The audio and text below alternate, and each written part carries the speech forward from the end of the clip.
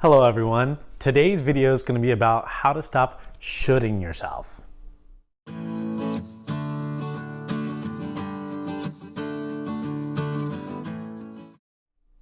If you're new to our channel, be sure to subscribe to stay up to date with our weekly videos on mental health related topics and helpful coping skills for you to apply in your own everyday lives. My name is Gabriel Arroyo and I'm a licensed marriage and family therapist located in Southern California. So today's video is going to be about how to stop shoulding yourself, because shoulding creates unneeded and unnecessary anxiety. So I'm talking about shoulds and haves tos and expectations and demands that we put on ourselves. So let's talk about decreasing that and stop doing that, so that way we could ultimately decrease our anxiety and enjoy our everyday activities.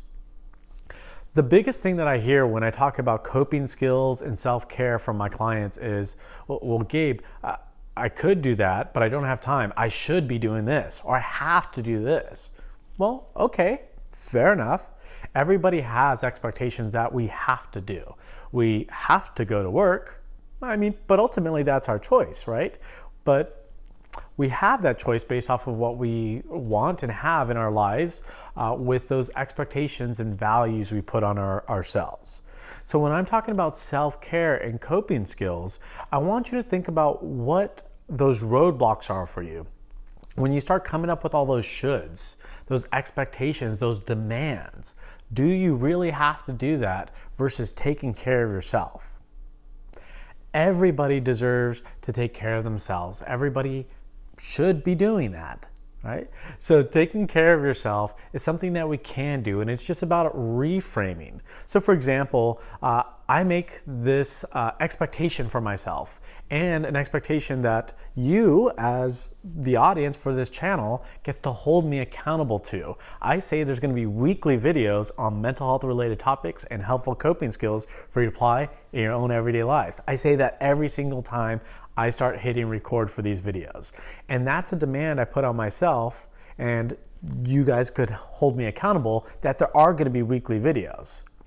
And when I start recording, I'm telling myself, not that I should do this or that I have to do this. This is something I want to do. This is something I love to do. This is something exciting for me that I get to help people.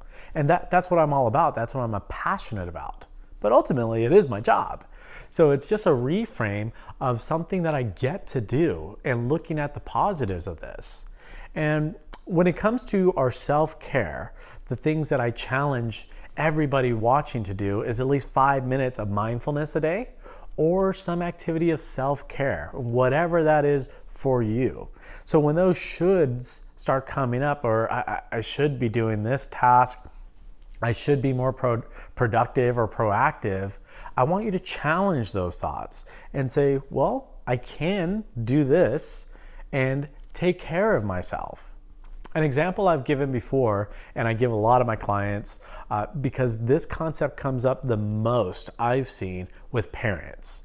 I hear this the most with parents, is they say, I should be doing this for the family, for my kids. I should be doing that, or I have to do this. I don't have a single minute for myself. And now I absolutely respect and appreciate that that is absolutely a full-time responsibility. And it might be tough to balance out those times and give yourself time to take care of yourself. But now, the analogy that I always use is, if you've flown before, you've probably heard this message. If the cabin were to lose pressure, oxygen masks are going to fall from the ceiling.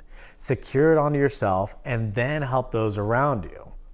And then when I talk to parents and I talk to people, they always give me these shoulds, right? Well, shouldn't I help my neighbor, or shouldn't I help my child or my significant other or anyone else? We'll say, yeah, you should do those things, but who's going to help who if you pass out?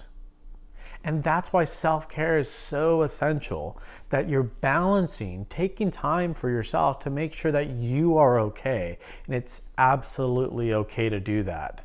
So instead of shoulding all over with all these demands and expectations you are putting on yourself, give yourself the compassion that you deserve. Give yourself the time that you deserve, that it's okay to take care of yourself, to practice self-care. And this goes across the entire board of whatever those roadblocks are.